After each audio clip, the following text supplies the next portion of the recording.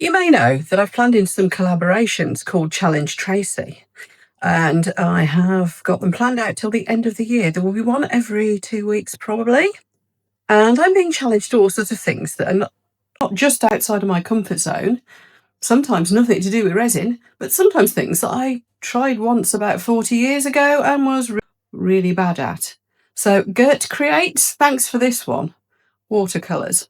Gert had actually inspired me, and real name's Kel, but I shall keep calling her Gert, I just know I will. She's a very good friend, and she challenged me to watercolours because I had been inspired by seeing some of the things she'd been doing on her channel, for which I will put you the link down in the video description below. And I decided to have a go at watercolours, and I bought myself some watercolour paints and been having a little bit of a play, not really done much. I'll show you in a minute what I have done. So yes, she's challenged me to do watercolours. I'll put the link to Gert's video at the top of the screen here at the end for you to go and watch, because she'll have a completely different take on it to me. It's going to be different, and there's no resin in sight, although I'm sure at some point I'm going to try making tiny watercolours and embedding them in resin. Don't know. That's a thought. We'll see how we go. But let's have a laugh at me sort of exploring watercolours and showing you why I couldn't do them 40 years ago when I last tried. Right, let's get stuck in. So, did go a bit crazy. First of all, I bought some brushes, like a starter set from NYX Pro, which I have actually packed away somewhere. The colours were lovely. This is a big set of brushes. It's lovely. I bought a set of watercolours in tubes. These are Daler Rowney ones, and I got those from the range in Redditch. I then bought a funny little travel pack, which I've filled up with paints. I've got some pencils. And then anyway, that's when it started to get out of hand. I bought not only the big set of NYX Pro watercolours, which are really nice and vibrant, but I bought a long travel palette set. And that's really nice. But I then heard that there were these. And I spent money I shouldn't have spent. But this is the Winsor & Newton professional set, which, as you can see, I've been having a play with.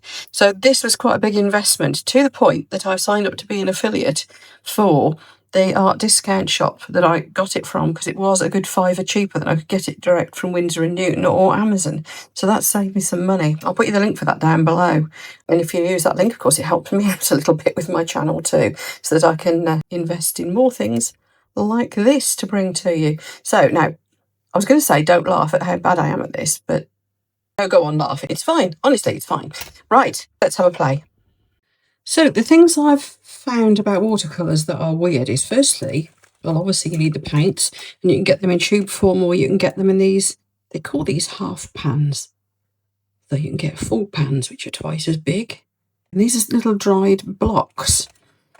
And the tin forms a palette, so you can get them like that, or you can get tubes. Now, I liked that because you can just pick it up and take it with you.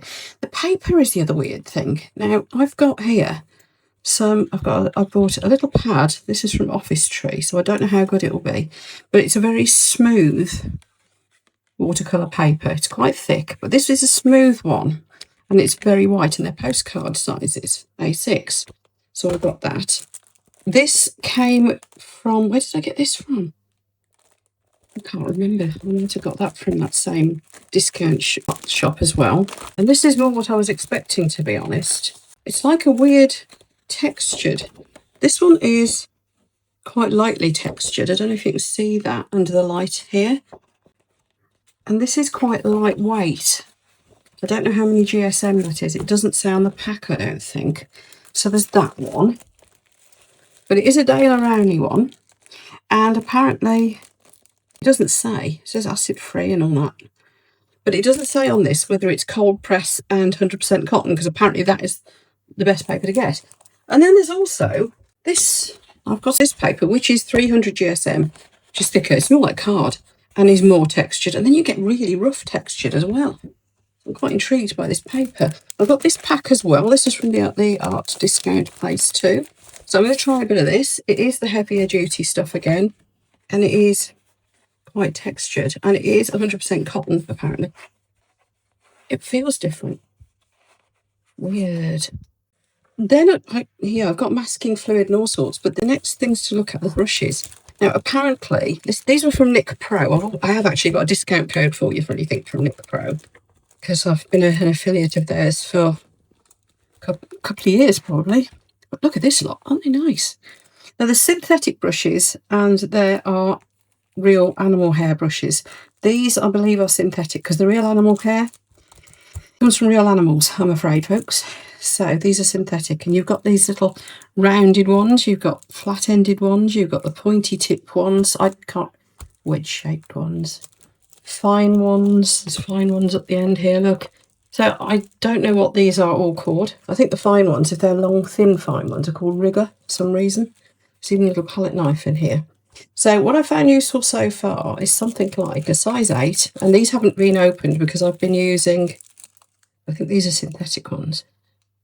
They're stiff when you first get them, and then you do that and they go all lovely and soft. So there's that one, that's quite big. Let's get a 4 because that's quite small.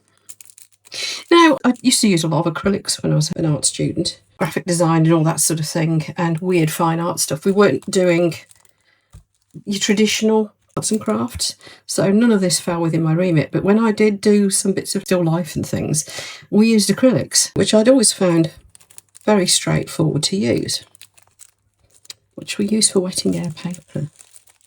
Is that a fan-shaped brush? Oh, that's nice, isn't it? I think you use these though. Anyway, there we go. And so I really didn't get into watercolours. I did try, but of course I was being able to use light colours on top of dark, because acrylics are quite opaque. You can use them almost like you would in oil paint. So this has been quite an adventure, because when I tried it, I said something like 40 years ago, I had an epic fail. This has been my playing so far. Step 1 was see how see-through the paint was. Step, and try to do flowers. Really epic fail. Step 2, I had to go at some little trees, look. Using a bit of purple for shadows and things. So why not? I used to be able to do trees with acrylics. Fairly poor attempt at a flower, and that looks more like acrylics, to be honest. I even ended up using white on it. The Winsor & Newton set doesn't even come with a white because you're not meant to need it for watercolours. Anyway, leaf, not very good. Then I started watching some more tutorials. Good old YouTube. I found some very good artists, and I tried to find ones that I liked how they explained things, but also how their work looked, because some people's work, it's different, isn't it? It depends if it's the style you want. So from there, I discovered that there was different techniques, so I had to go at blending. Now these were with cheaper paints, and you could see there was a dividing line where I put the colour down and then try to add water or another colour and blend across. I could just about do it with the student grade paints, which were great. They're lovely to use, very vibrant and all the rest. So I could just about do it. See, I got quite a reasonable blend there.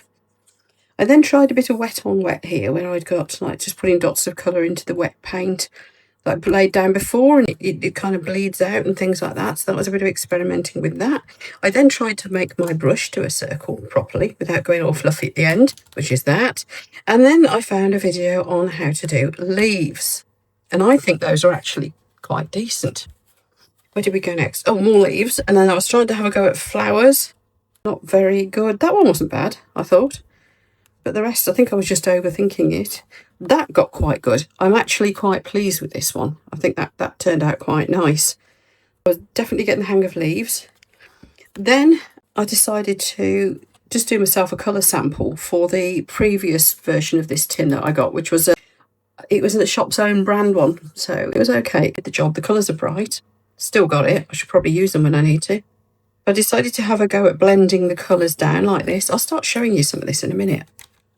I then, it came with a little colour chart, that one did, so I filled in the little colour chart. For my posh new ones, I've actually just cut the back off the box because there was a colour chart already on it. And then I did that, which is from the Nick Pro set, which is rather lovely. I found it not as easy to get rid of that line, because what I was doing here was putting the colour on and then blending it down, and I'll show you what I mean in a moment, because with these posh professional ones that's much easier. That didn't really work, but I was trying to do flowers again. The fish, you might have seen the fish in one of my previous videos when I attacked one of these with resin. Still trying flowers. I think I was sort of starting to get there with some of these. I think those flowers, that one's not bad. Then where did we go after that? We tried, still trying flowers, really not getting there. Started to go at a poppy. I might try and finish that at some point. I don't know. The thing is though, I was finding myself using it like I would acrylic, so I was building up the layers of quite opaque colour. Anyway, then I thought I'd try a seascape, and that's kind of what I did. Then I had a go at, that was just messing with like a fiery sunset across the water. And so was that. And then I think this was my best one. I was kind of starting to get the hang of sky and things a little bit, I don't know. But I might do something like that for you in a moment. Oh, and hair. Don't ask me why I wanted to do hair. But I had a go at doing hair. But again, I was finding myself using it more like I would acrylics, with very opaque paints. But it was kind of a nice exercise to do. But see, these are with the more expensive paint. And I haven't got that definite line. There I have, but then that was intentional. But these, look at the blend. That's the more expensive paints. So anyway, I'll show you what I mean about how these blend, because I'm sharing with you my learning process, and I will do a little painting for you at the end. So we've got this sheet of paper here, and I am going to get quite a big brush. This lovely mat, by the way, was quite cheap from Amazon. It has actually got spaces to be your palette here. This little pot comes off and it's washing your brush, and then over here, let me just tip you up a bit, there we are. Excuse all the other stuff, I'm doing a million different crafts in the kitchen still at the moment. But over here you've got a little hole for you to sit your paint water, your other water. So that's a brush clean, that's your fresh water. And you've got a thingy for sticking your brushes in over here, or laying them down like that, so that you don't squash the bristles and damage them. Isn't that good? It was quite cheap from Amazon. Anyway, I'll bring you back down here. I'll show you how these work. Well, sort of in my amateurish, this is what I found out so far. As you can see by the mess around here, I've been having a play. I've unwrapped all these. I did buy a white, because you're not supposed to need one. I kind of wanted one, so I bought an extra white, which I haven't used yet.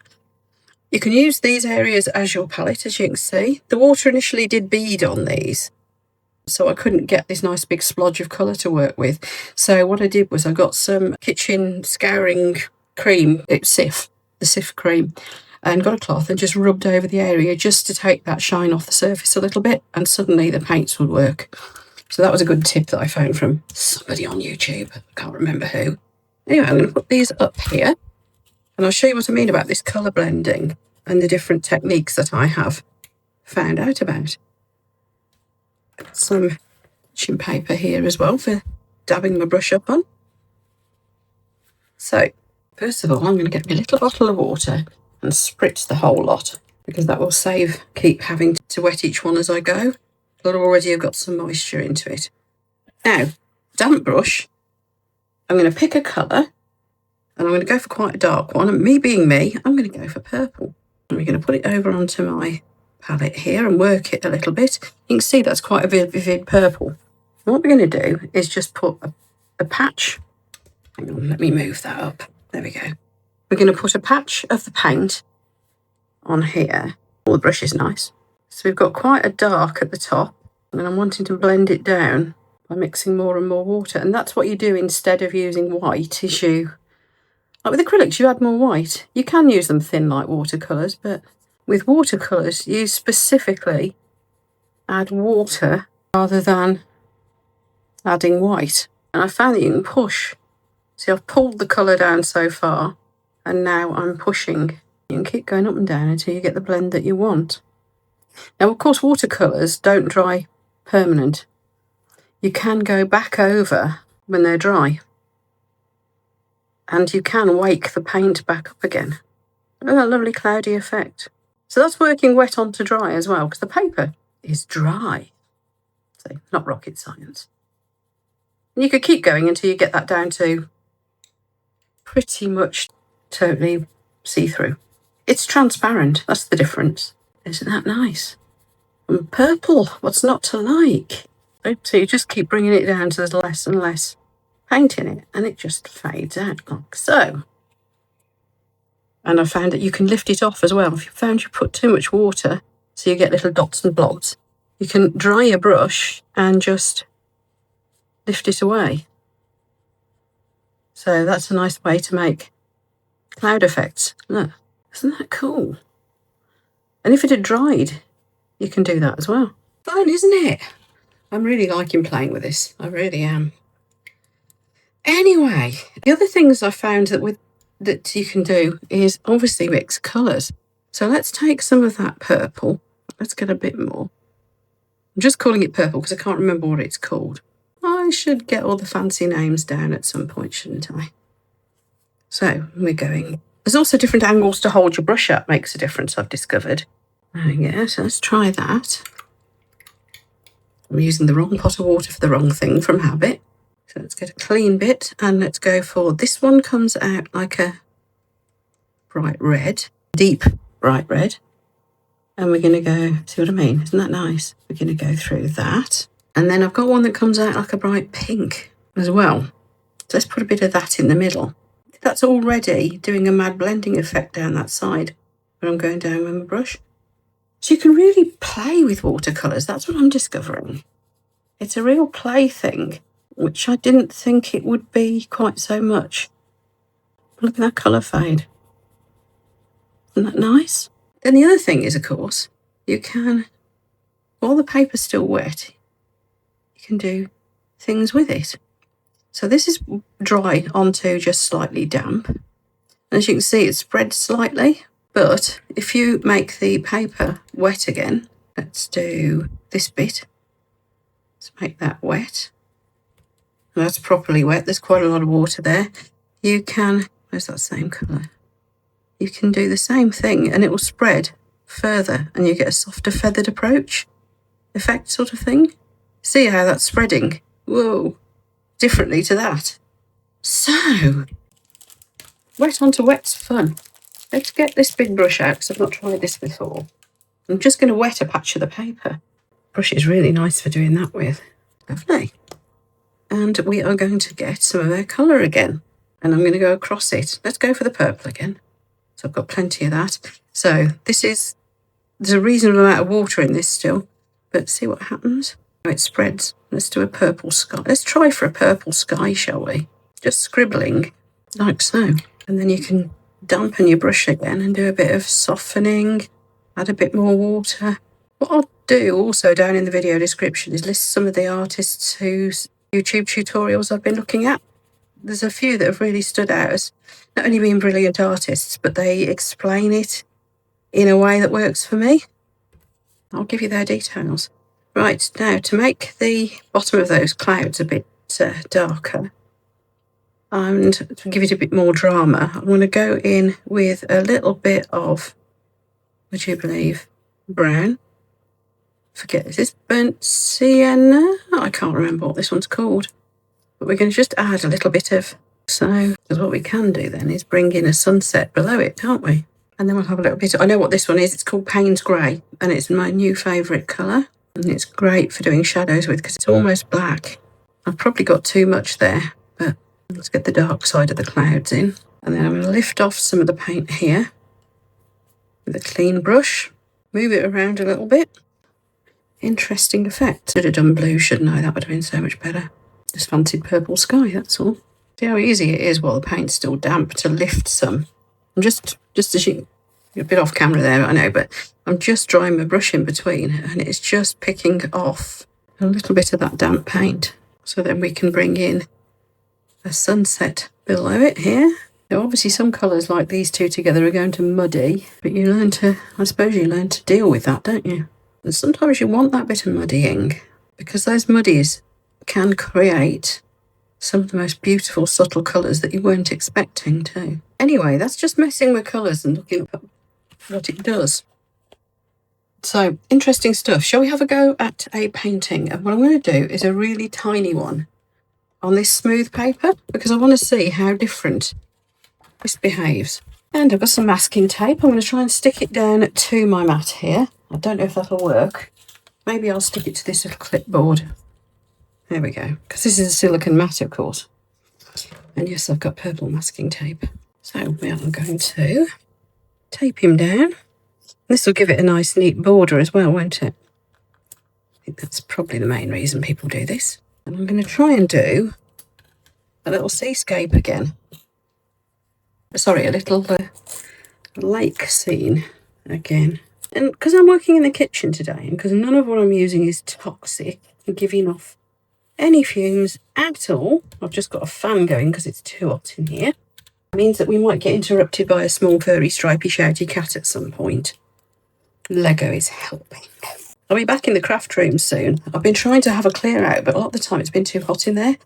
But as it's cooled down just a little bit here in the UK now, I have bought some new cupboards and things, so watch out for a new craft room at some point. Well, no, one I can actually see the floor in. That would be handy, wouldn't it? So, should I try and do something like this again, or should we have a go at that seascape? That was quite fun to do. I don't know, I think I might go for that again. Maybe add a little bit of a sunset in. I don't know, something like that. But I'm going completely from my imagination. I'm going to want a sort of line for the edge of the lake. So again, I'm going to put masking tape across there. And we're going to get a first colour wash in. So it wants to be just below halfway, I think. For the top of the tape being just below halfway. About a third of the way up, would that be about there? I think about there. Right, I'm going to get some clean water. And the first thing I want to do is put a colour wash across the sky.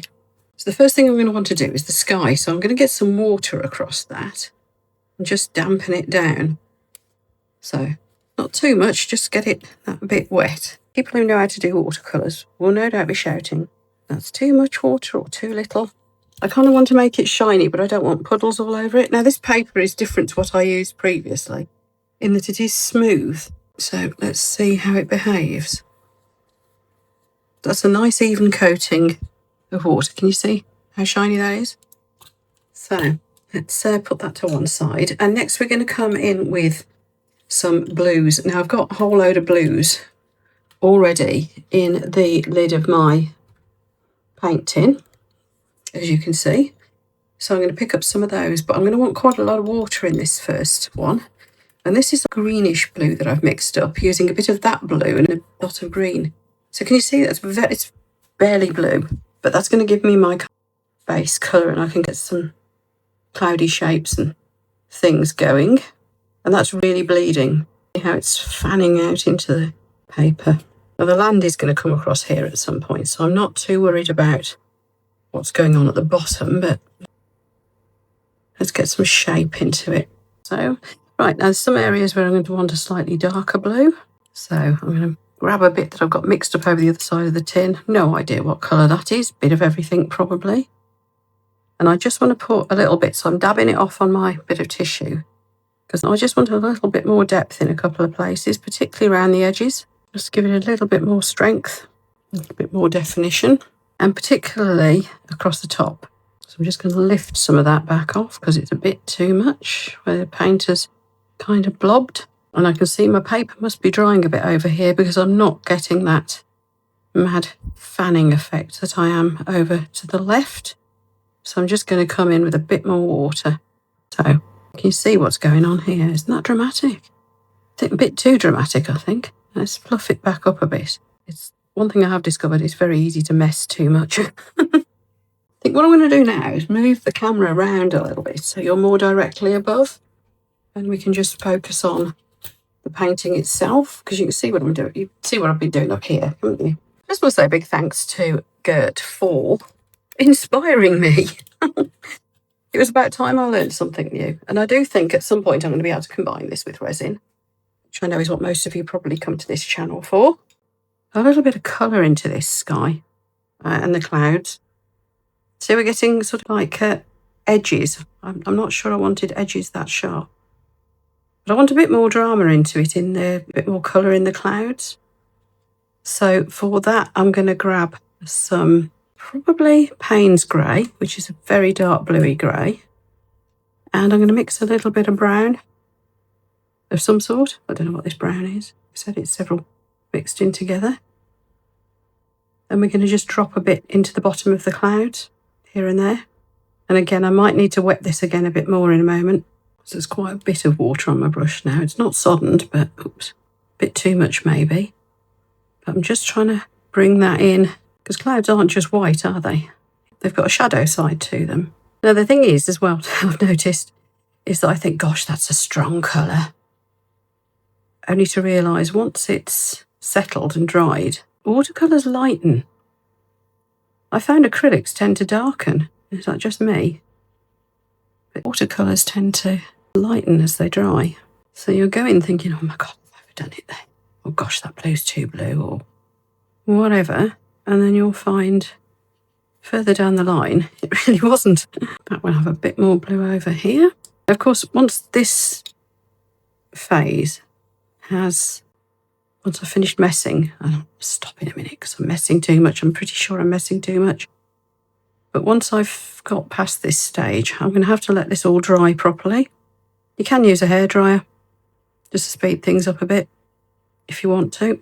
Just wetting the brush again to soften some of these edges. Sometimes you want harsh edges, but it's a sky. You don't really, do you?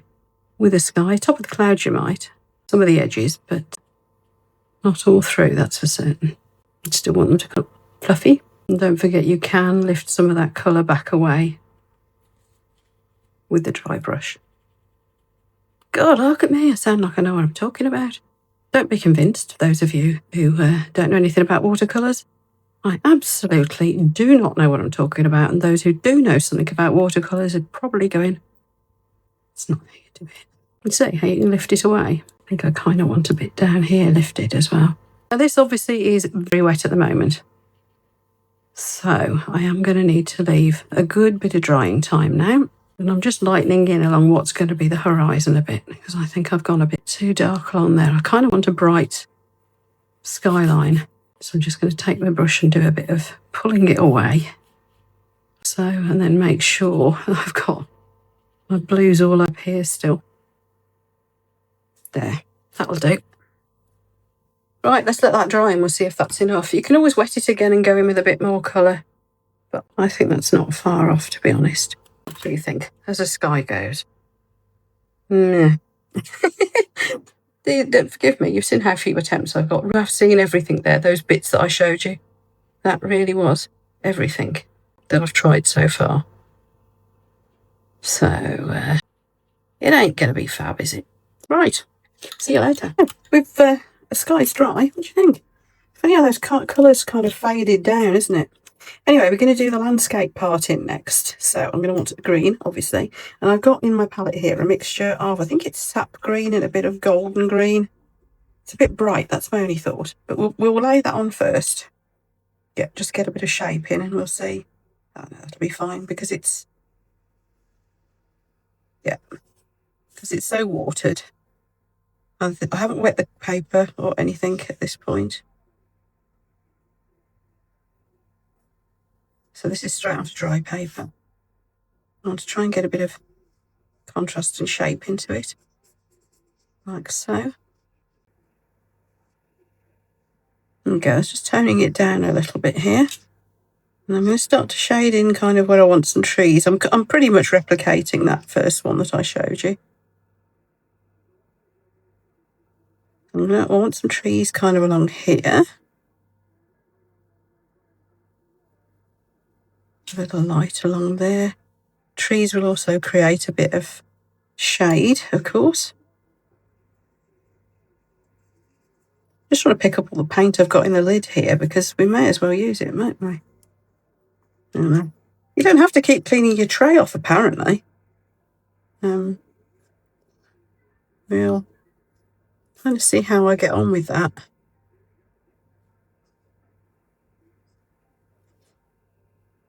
I think we're going to have like a bushy bit here. Again. I don't know whether to have a thing going on in the distance, I don't know. A bit more of the golden colour. I think it'll just bring this foreground forward a bit. And that's the cat. Hello, Lego. Did you hear that? Cat. Right. Now I'm going to come in with just a little bit of Payne's Grey now. This is the one that's, see, look, it's almost blue but almost black, and I'm just going to soften it with a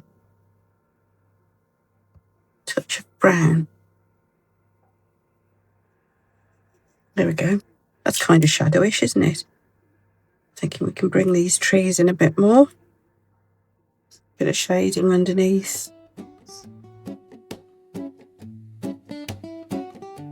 Just taking in a bit of water now. I'm just going to blend that a little bit more. Go a little bit more, like so. So far, so good.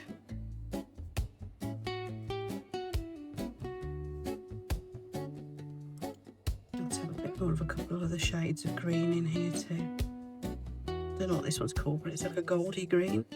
I think I'm getting too much water in here, so I'm going to dry my brush out a little bit now. I'm just going to bring in some patches, like so.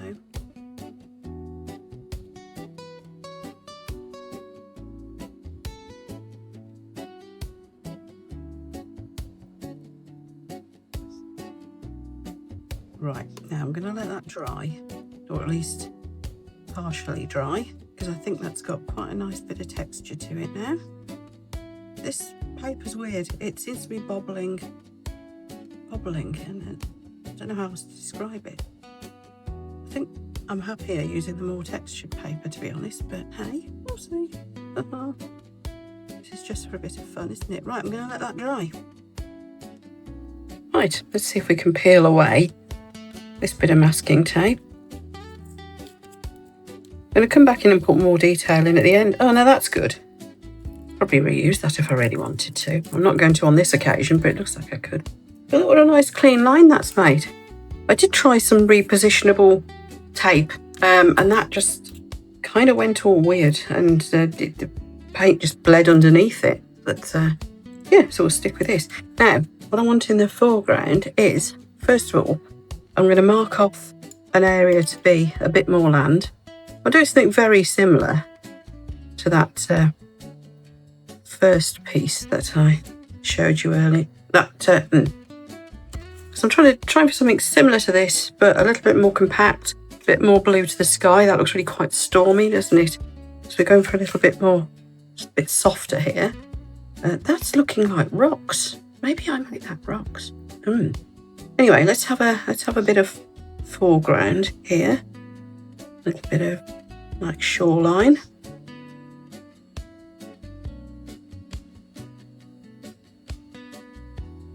I think I'm going to bring the water down to the bottom there. So I like it. I'm liking the colours in that actually. So let's kind of leave that like that. It's got some light and dark in it. Quite like that. I just add a little bit of that browny colour that I had before. Just a tiny bit. I'm just scooping what was kind of left in my pan really. There we are. Let's just add a little bit of that here and there. Just to give it a little bit of variation. Right, now I'm going to get some water in there, but first of all, I've got a little fan here. That's how I've been speeding this up. I must get my hairdryer out, if I can find it. I tend to just let my hair naturally dry, so I don't actually know where my hairdryer is. I do want to just let that dry off, so back in a moment. I need to be able to leave white in places. So first of all, we're leaving a white along the other side of the lake.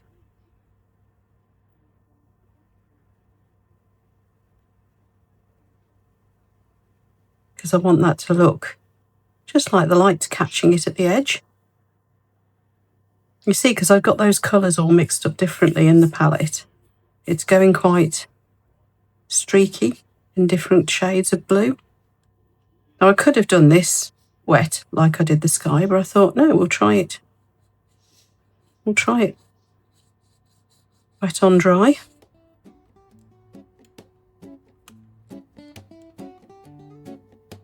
And I'm just kind of remembering that somewhere along the line I need to leave some white bits in it so it looks like the shine on the water.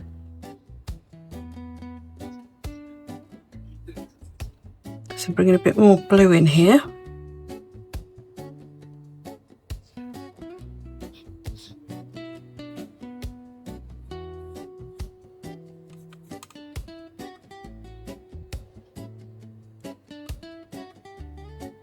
So the paper is getting quite wet as I'm going here.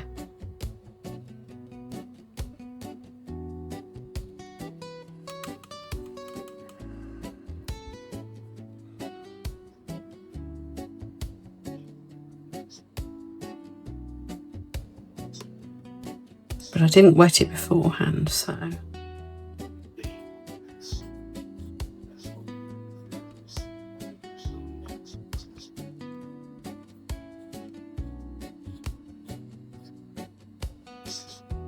There's a bit of green getting into the water because I don't think I'd let that green dry completely, but that's, you know, why not? It's bringing the water and the greenery together a little bit, isn't it?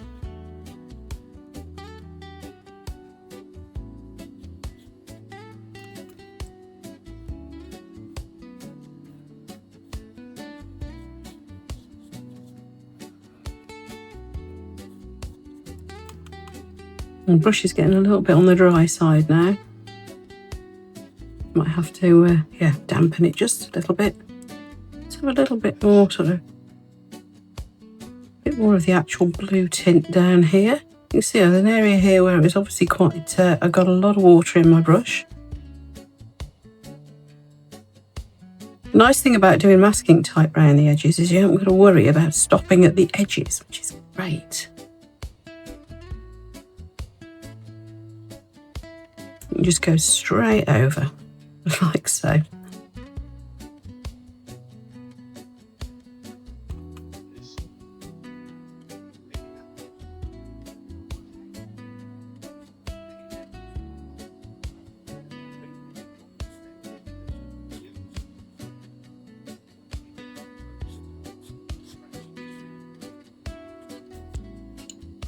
Now I'm going to go back with a bit of that Payne's grey because I really like it.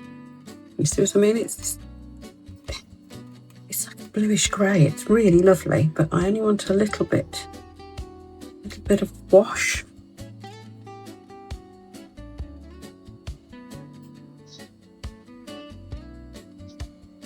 Just to kind of bring the water down in a few places. And what I'm trying to do is get like a bit of a shadow going. I need to soften that a little bit. I don't want to lose that streakiness in the water.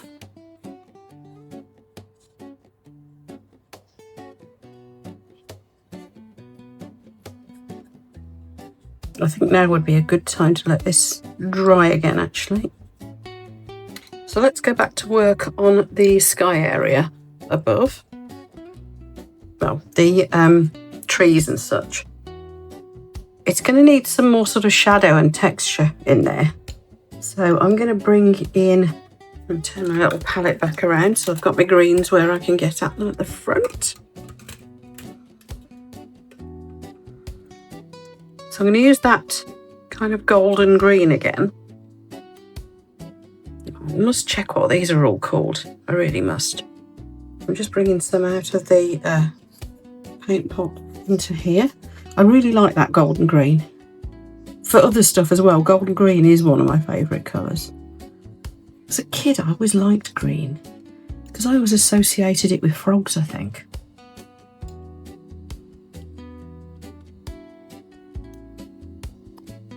I always had a bit of a thing for frogs. So let's put a bit more of the greener green into it as well. I think that's called sap green, that one, I think. Oh, I really should have brought my colour chart through, shouldn't I? That would have helped. Again, I just want to dull it off a little. I don't want it to... Oh, that's nice. There we go. Greyish green. I don't want it too dazzly because I'm going to turn that into rocks. Maybe put some bushes around it. In fact, yeah, let's go into some bushy bits around it.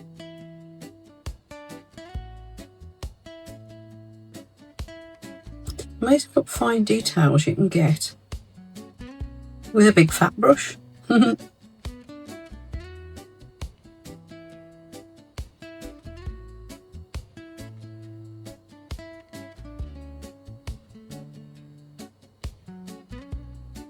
Yes, I'm still using the size 8 brush. When I did acrylics, I used to be completely obsessed with 5/0 size brushes. Just scribbling a bit now with the tip of my brush because I'm trying to just break up some bits where I've got like kind of weird watermarks, where obviously I've had too much paint or too much water probably. I There's a real art form to this how much water thing. Very much depends what sort of effect you're after, really. It seems to me, she says. I keep trying to sound like I know what I'm talking about. It's not working, is it?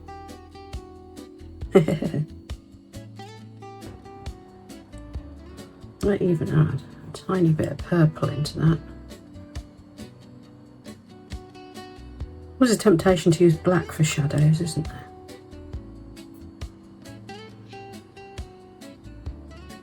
So we've got a bit of like the sunlight hitting one side of the hill, got the shade under the trees. We'll have a bit of that over here too.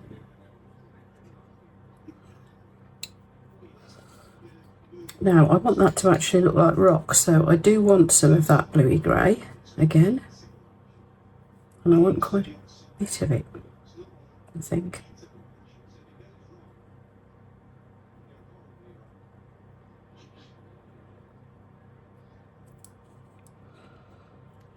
A little bit of a good sort of a, don't know what that colour is, goldy sort of effect in there too.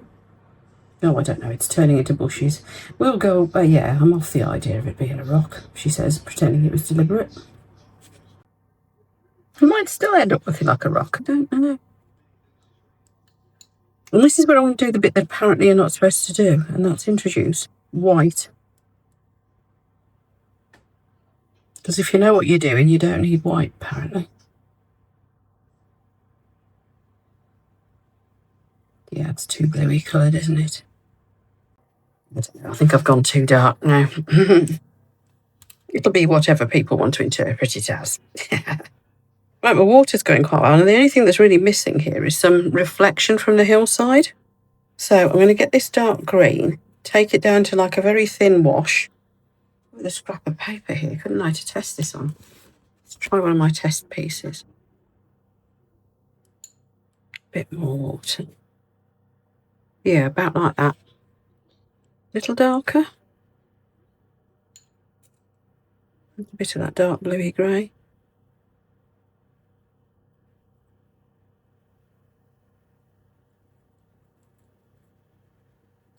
There we are, we got it. So I blotted off a little bit of the wet in my brush because I want to be able to just go along here like this and it be kind of like a shadow and then a reflection, but also a shadow.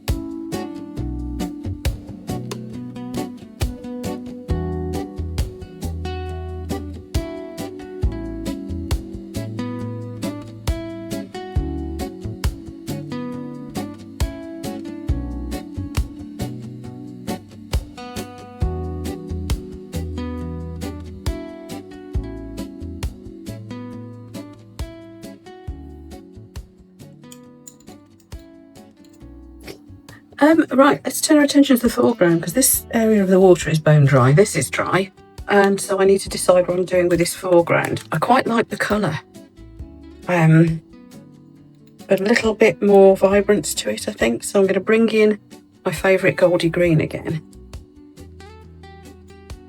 It's adding a little bit of the greyish blue so that it doesn't get too much. I just want to darken it slightly. Still leaving some little lighter bits here and there. And I don't want the edges to be too sharp either because I'm going to put some foliage along this bit.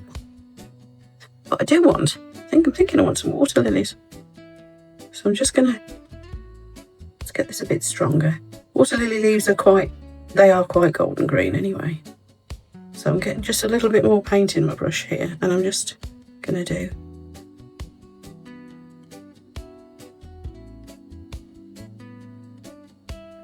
like so.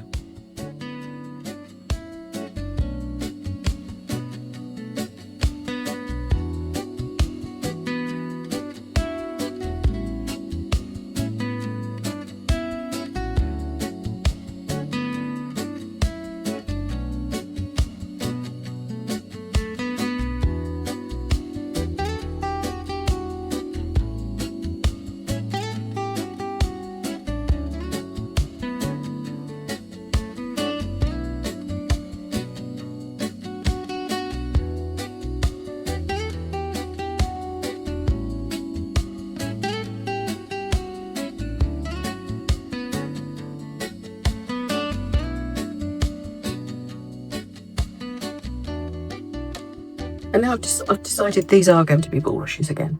And I think a warm brown, if I remember rightly, from the bulrushes from my dad's pond, like a warm, soft brown, about like this, would be about right. Maybe just a tad darker and warmer. That's about right. I think that's about right. Yeah. So we're going to want to do, just go doink, doink, doink, doink, doink. You have to do the sound effects. Saying doink makes a huge difference to all of your crafts. It does, honest.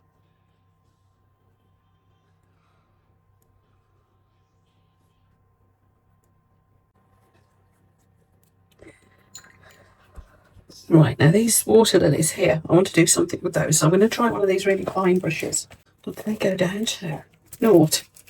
See, in my head, that's not very fine. But knowing what you can do. Keep these, by the way, it stops your, if you put them back on when you're finished, when your brush is thoroughly dry, it stops the bristles getting damaged. And don't leave your paint brushes in your water pots. These are all things I've learned from all these tutorials I've been watching, because it'll bend the bristles up, and I have actually done that to one of my brushes. So I do know they are completely right on that.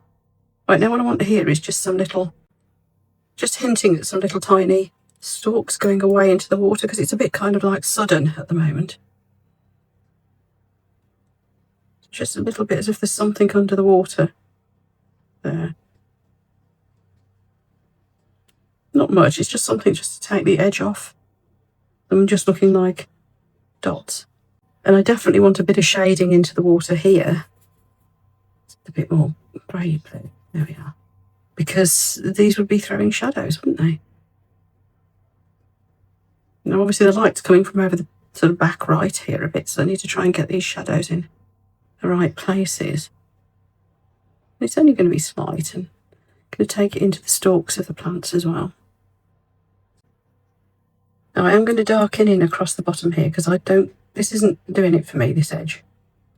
So I'm just going to take this little tiny brush and just darken in, just give it a bit more depth.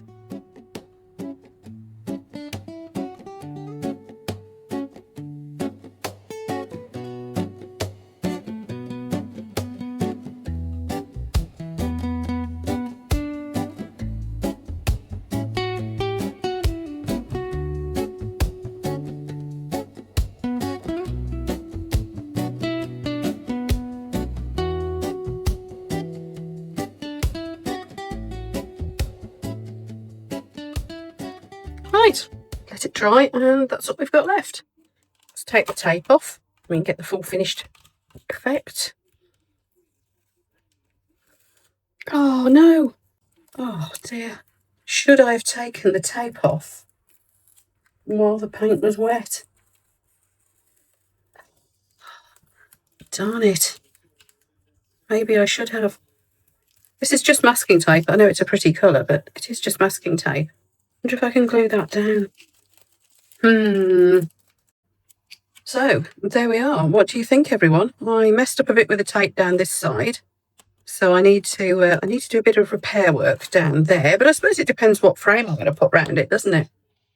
But what I could do is just do a bit of this down this side, make it look intentional. There we are. I'll get a little bit of glue under that in a moment. It's where I tore with the masking tape, but I've got lovely clean edges everywhere else. So I don't know. We'll see what happens with that. Anyway, what do you think of my feeble attempts? Don't forget, Gert Creates is doing the other half of this collaboration. She's done something very, very different to what I have, judging by her thumbnail anyway, because I haven't seen the video at the point of making this. So I'm intrigued to see what she's done.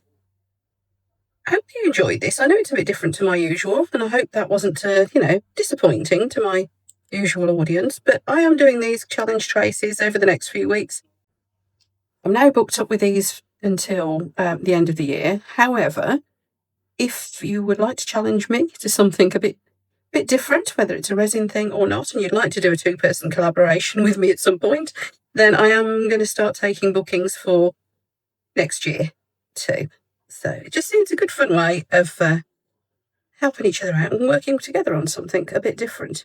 And I do quite like using other people's techniques. I'll put you the link to Gert's video. I'll also put you the link to the playlist, which is where you can find all the other challenge traces as they happen. This is the second one, so it will be a growing playlist.